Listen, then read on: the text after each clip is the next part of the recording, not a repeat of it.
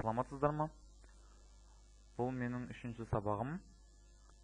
Бүгін біз шарт операциясын қолдану арқылы қарапайым бағдарлама жасаймыз.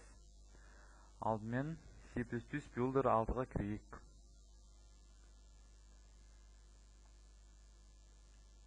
File, New, Other, Console Wizard.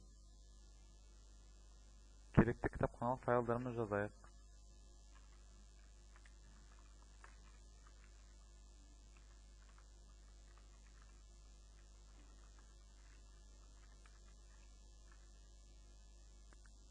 Ал ары қарай керекті айнымалыларды берейік.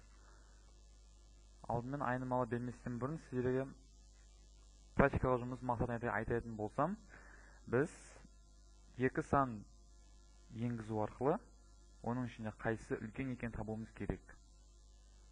Ол үшін int типіне біз x1, x2, x2 және max. Экранға мәлімет шығару үшін printf функциясын қолданайық.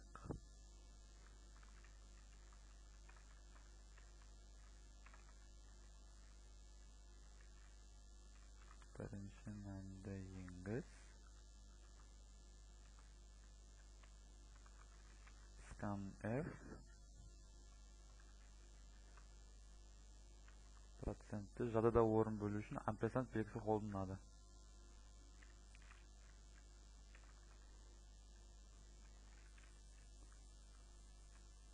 Енді екінші мәлімет.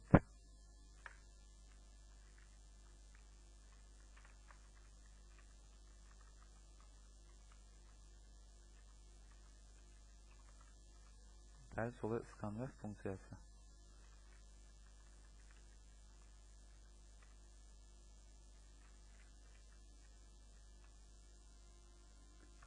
Ал енді шарт операциясына кірісеміз.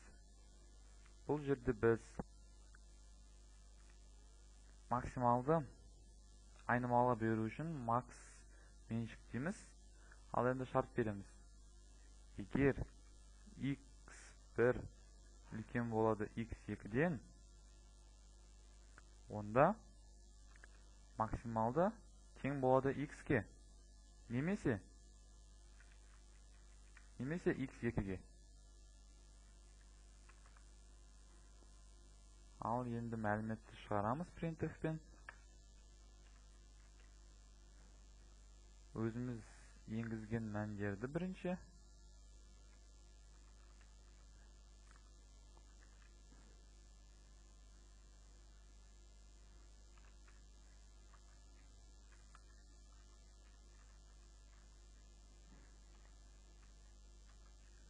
Және максималды.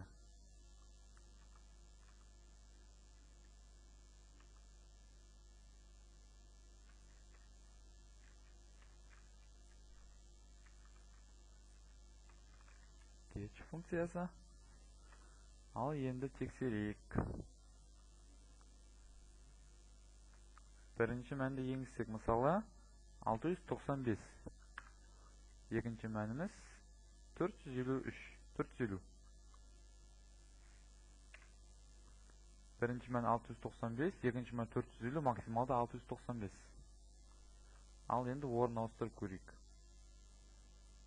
Бірінші мәнге астын беру арқылы 256, екіншісі 784.